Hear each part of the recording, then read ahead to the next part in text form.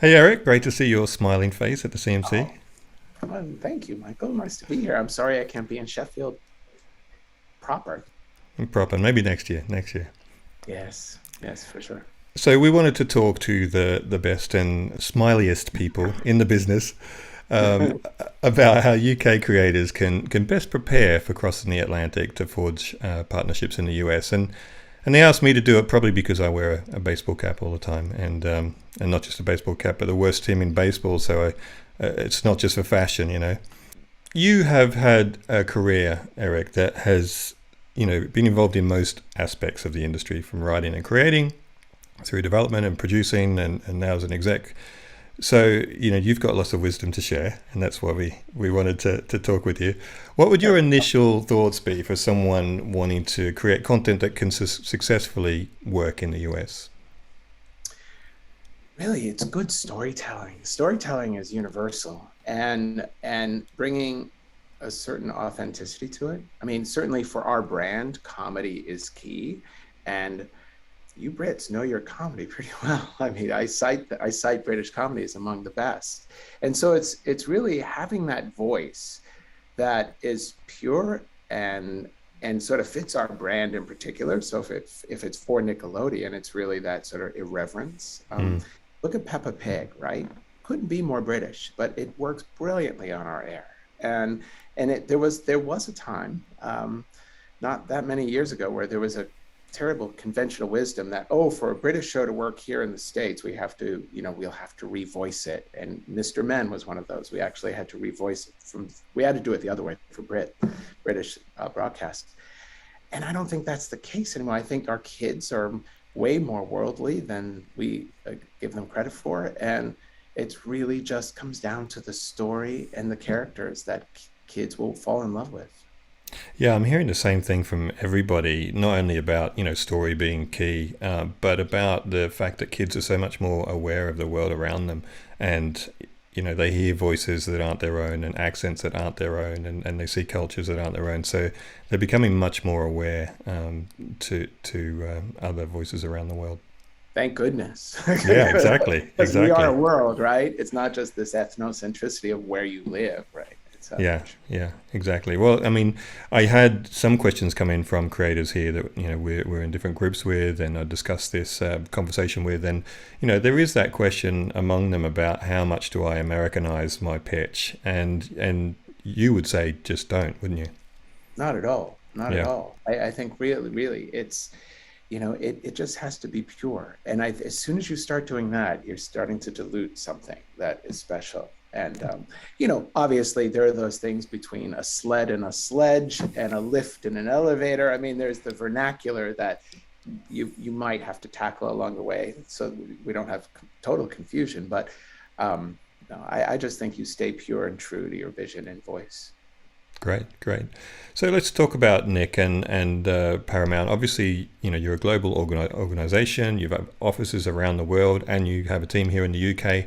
Do you prefer Brits to pitch to your team here in the UK before pitching to the US team, or is it just more of a question of who the relationship's been built with? It's really who you have the relationship with, and we are working more closely with the team. I mean, the UK team are like in the office next door, just with a different time zone behind this wall right here.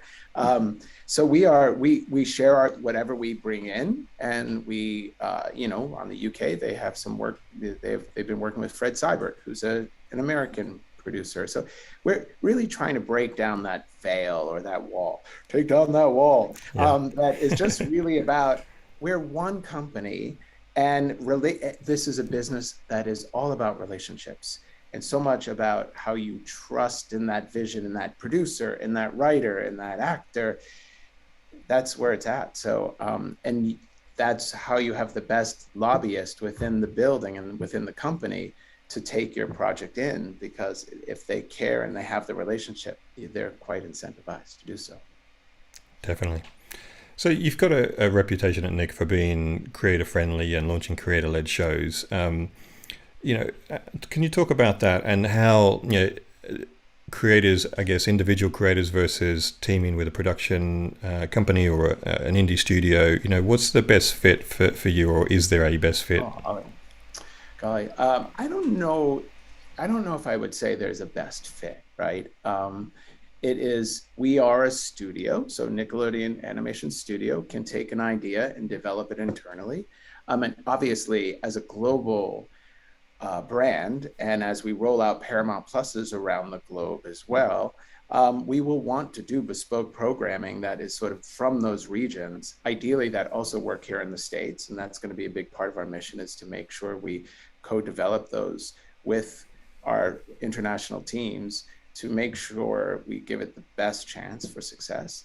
But there's no right or wrong way. We can package it any number of ways. So it's really about, when Ramsey Naito came back as the head of Nick Animation Studios in 2018, there were 9 productions going on here, and now we are at 42.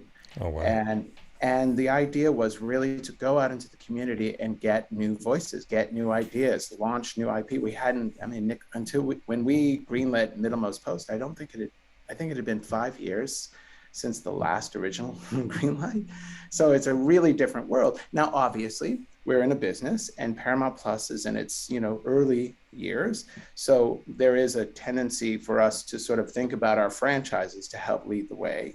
So bringing out, after 40 plus year history of Nickelodeon, there are some crown jewels like Rugrats and some others from the past that are Fairly Odd Parents. Those are shows that deserve a reboot now, and will also, so we want to balance the portfolio with original voices and those franchises, and use the right IP to drive the business and get eyeballs to whatever platform they may exist on. Great. I want to talk about craft, and I suspect I know a little bit of your answer here from what you said at the start, but is there a part of the craft here in the UK that really stands out to you, or has stood out in recent years? Writing, visuals, comedy. I suspect it's going to be comedy.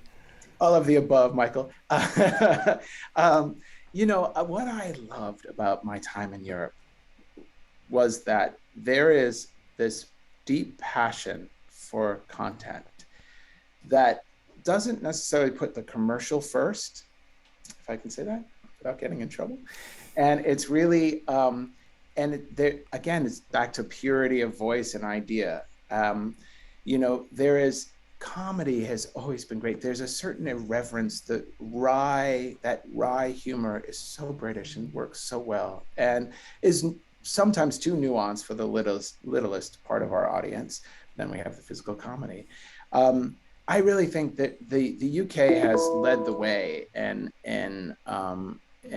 especially preschool programming. And now what we're finding too is that preschoolers are a bit more sophisticated. It could be during 2 years of pandemic, they're co-viewing a lot more sophisticated content with parents and older siblings. So we find in research, our preschoolers are demanding a little bit more, in that, they want stakes, they want action, they want, like, okay, this was a thing that probably 4 years ago, we've been like, oh, that's too heavy for them. But again, I think the Brits will always just master the comedy for sure. And on the flip side of that, is there an area, a part of the craft that you feel Brits need to make sure they fully consider, I guess, when developing content? I'm going to speak for our platform. We can't get too soft, and sometimes there's some beautiful younger skewing preschool that's done in the UK that probably wouldn't find its home here quite as easily.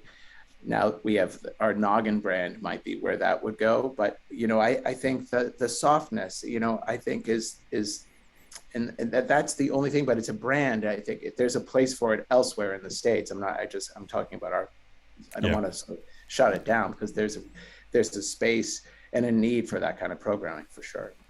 Great. So this is an interesting question that came in, and I guess because there's not a lot of growth in regards to UK buyers in our local market, but how important is local buy-in when you're looking at content from outside the US, if at all? I think it would depend upon a lot of things, because sometimes our co-production deal structures are such that we're paying a percentage of the budget, and there is another window somewhere, and or in the UK, for instance. Um, I think it sort of depends. That's upon the bigger picture. Like, what is the overall investment? Where is it going to sit? What platform is it? Is that platform somewhat complementary to our platform? Is it reaching kids where our platform or platforms cannot? So it's sort of a case by case basis, I think. But it's certainly, we have a terrestrial platform in Channel 5 for preschool in particular, right? So that is something that it would be very hard, I think, for us to share with the BBC in that regard. So, but I wouldn't rule it out, because there are also lots of complications with carriage deals and all sorts of things that we have to manage. But a buy-in certainly is also a vote of confidence. So whether or not that buy-in is part of the package at the end, it certainly does make people lean forward to say, wow, if the BBC are interested, Yeah, that's an interesting answer. On visuals, how important are visuals when you see a project initially? Can they make or break a pitch? They can break it. Or they can make it, yeah.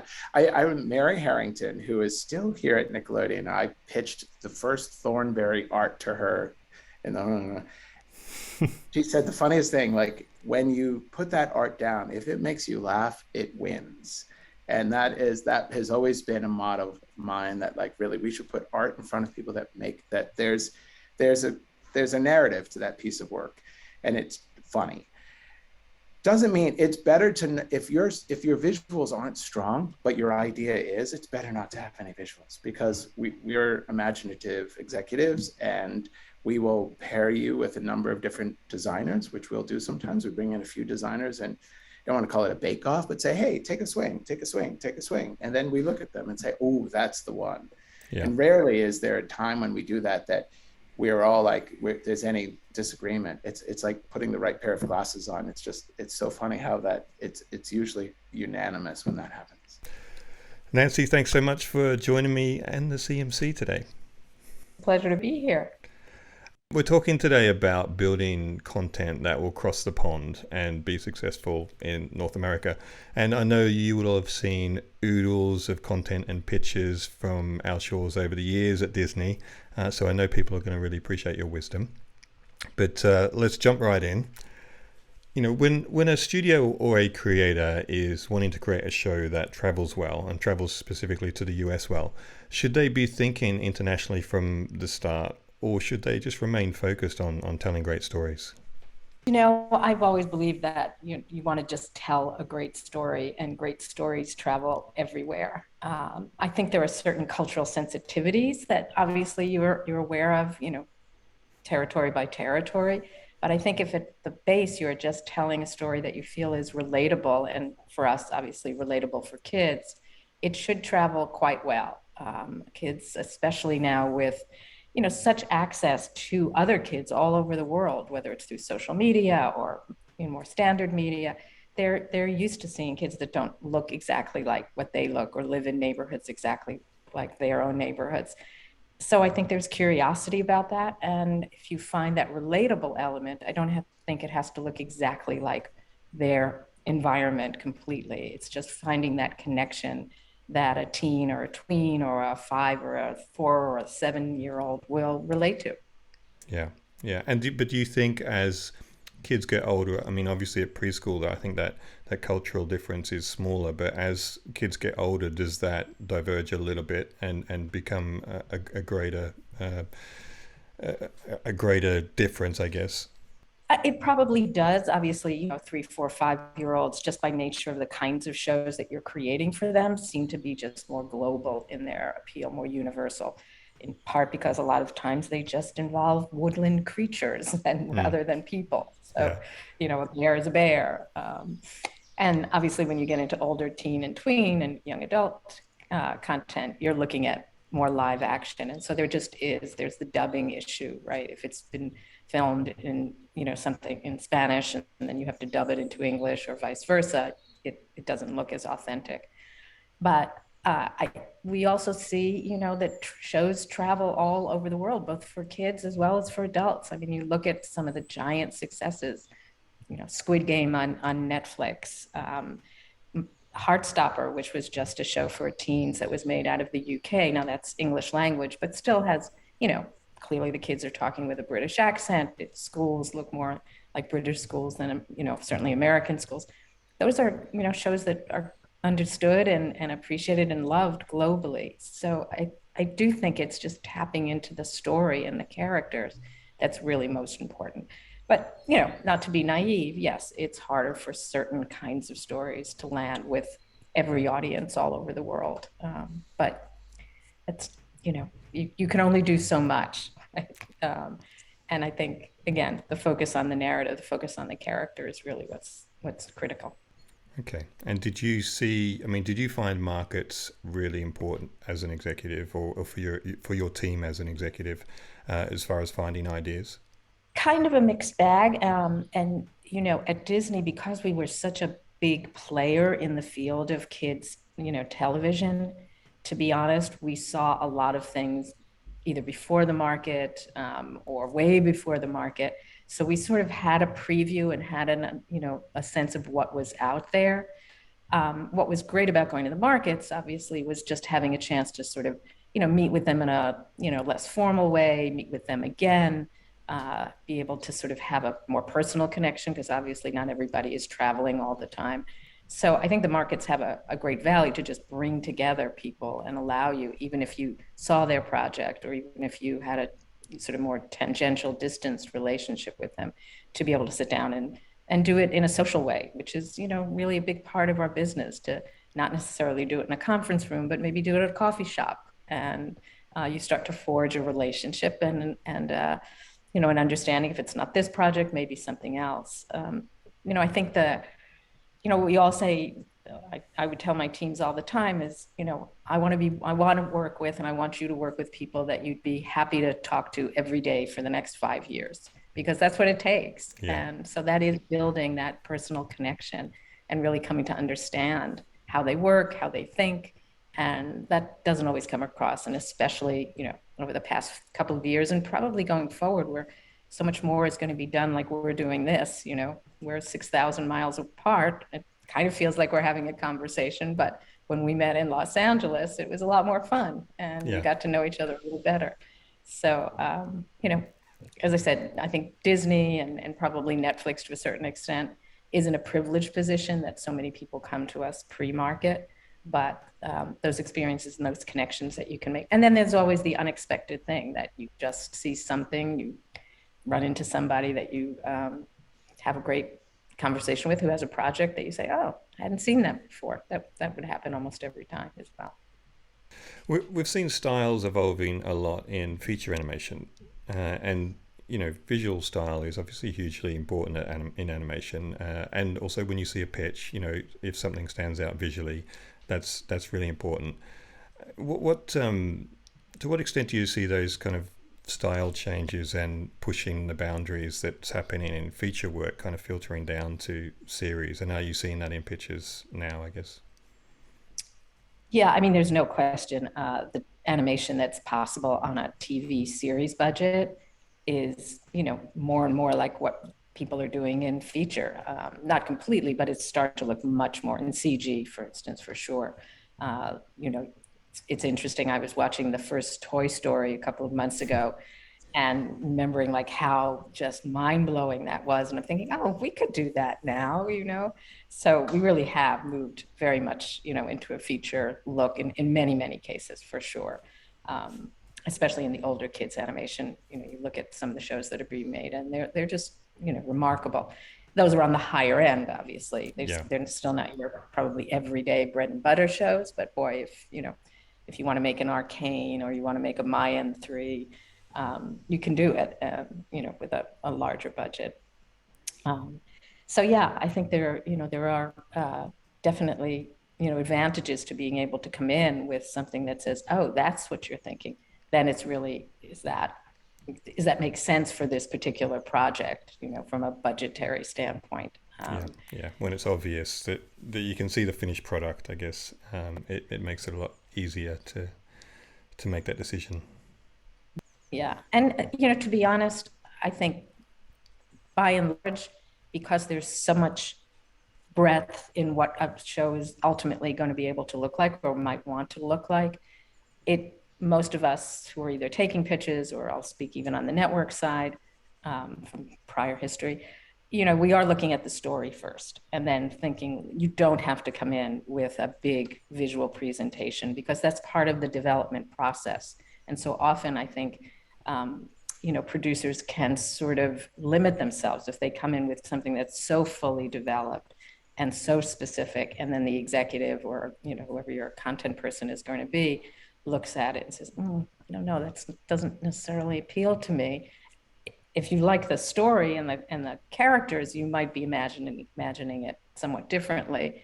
So I think you have to find that balance between showing your vision and how important is that specific visualization of the story with, gee, do I leave this a little more open-ended so that we can figure out what's the best look for this story? Hi, Linda. Great to see you, and thanks for your time and in advance for your wisdom that I'm sure you're going to share with us. Well, thanks, Michael. So you're at Duolingo now, obviously doing amazing things, I'm sure. But you've got this wealth of experience in the industry since the birth of Nick Animation, so you pretty much know everything. I was like, yes. I hope I know everything. I hope I know many things, but certainly I think I will know enough to be able to answer your questions today at the very least. Great. Well, our viewers really want to know that secret ingredient to building content that will successfully be successful in your neck of the woods. Is there a secret sauce? What have you seen in your years as key ingredients to global content, and specifically UK content being successful in the US? Well, I think that it really comes down to the people. And I really think if you have the privilege of working with people who have a really good sense of story and a good sense of humor, and a really good sense of what it is they're trying to do, how they're trying to, what they're trying to bring to the world, or how they're trying to change the world. If they have kind of a big goal and a big dream, and they're able to do it through, funny characters and funny stories or compelling stories and characters, I think that works really well internationally. And certainly that's what I've always looked for. And I think the other thing that is part of the what we would call magic pixie dust, or certainly all through my career, that's what we've called it. It's the ability to have a unique idea, just an idea that's different enough from what everyone else is doing, that you if you are on the development side, you hear it and you think, oh, that's really funny, that's really unique, there's something very original about that.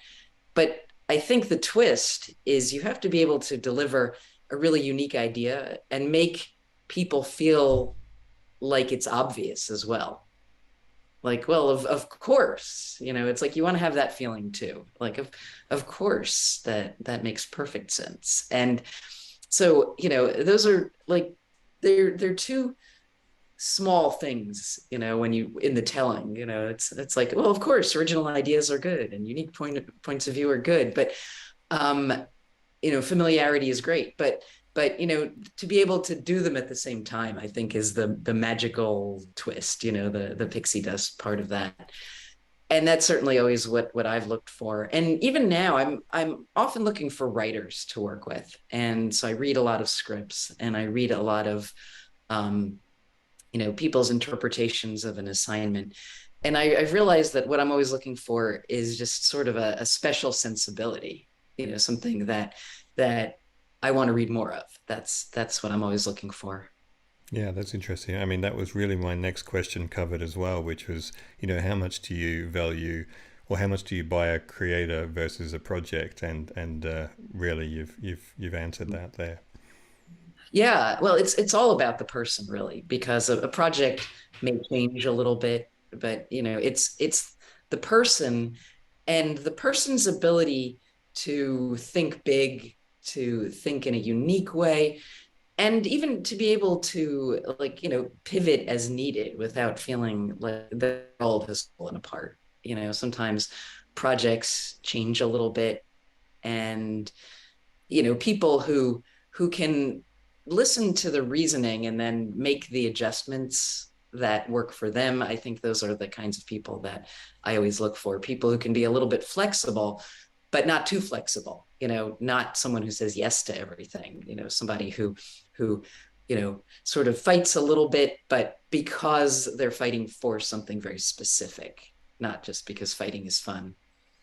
Although, sometimes that part of the job is fun, but I'm always looking for people who, they have their big idea, they have the sensibility, they have the thing that they want to do, and they will argue for certain parts of it, and then they'll be flexible on the less important parts of it if necessary. So there are a bunch of markets and conferences. You could literally travel almost the entire year if you wanted to. But if I had a finite budget, and let's face it, who doesn't? What would be the best use of my funds in trying to forge relationships in the US? Well, I think Kidscreen is important because everyone is there, or at least you have access to everyone. I think the best way to use a conference, though, is not to spend the whole time pitching, but to spend time getting to know people and finding out what they're up to, what they're looking for, just getting to know them, getting to talk to them one-on-one. Tell them about your project, but I wouldn't have a full-blown pitch that you keep doing, because they are network executives get a lot of pitches at this event, and it gets a little overwhelming. And I would imagine that people don't remember, like by day 3, they're not remembering things all that vividly. But if they have a really great conversation with you and you ask a lot of really good questions, and you let them talk a little bit, and you're able to use that time to kind of talk about what you'd like to do, they might remember that more. Certainly I would. And so I think it's a good time to meet people, develop relationships to the point where you can say, we have a project. It's the best way to pitch to you. I always value conferences for just getting to know people in person. And for me, it's a good way to find out that somebody's funny, or that somebody's interesting, or that somebody's got a great style. It just the ability to chat with people. So it might not seem like the best use of your dollars, but I think it would go a long way. And then, the real pitch should take place either on Zoom or, in an office, or somehow where you're not surrounded by thousands of people that you know, because that never is the best pitching environment. I think CMC is kind of the UK's version of, the place to meet everybody. It's a little less of a market, which I think is a huge plus. I think that's like the best part of it, is how hard it has tried not to just give up and be a market. Nevertheless, what people really want is the chance to meet people. So, any kinds of environments that can allow people to just have conversations, I think.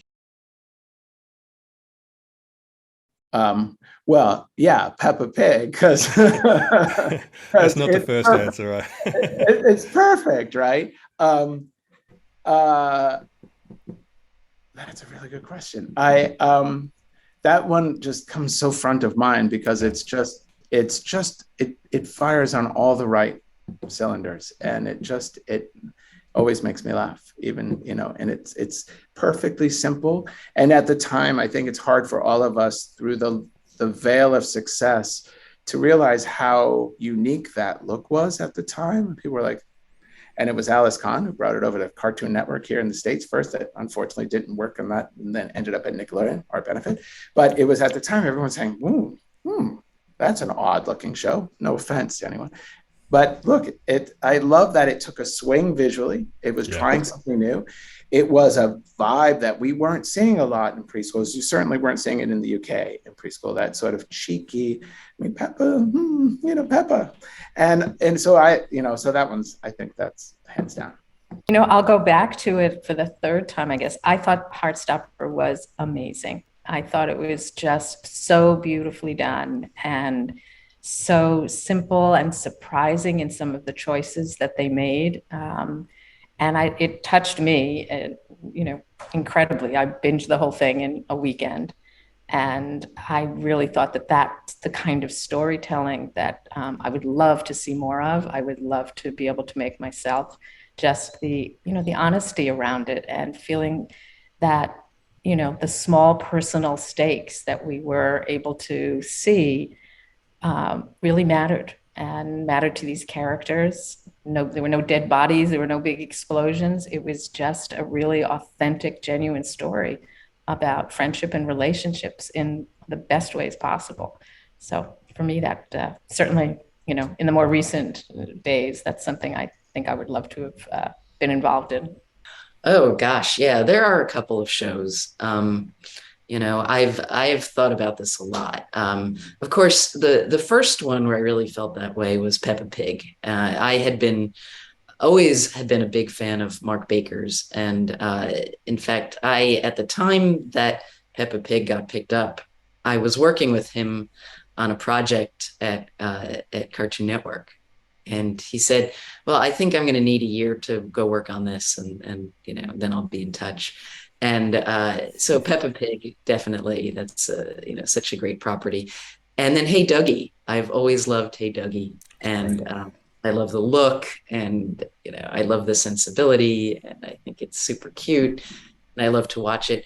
And although it's not British, it's Australian, I do love Bluey.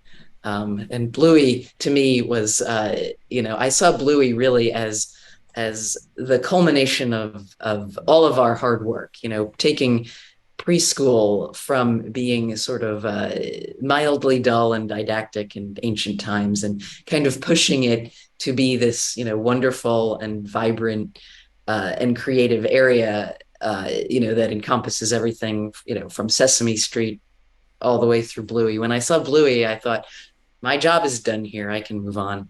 Even though I had absolutely nothing to do with it, I feel like, I helped with a lot of people. We helped create an environment where something as great as all of those three shows could flourish, but something as funny as Bluey could come along and sort of be the pinnacle of what we've all been doing.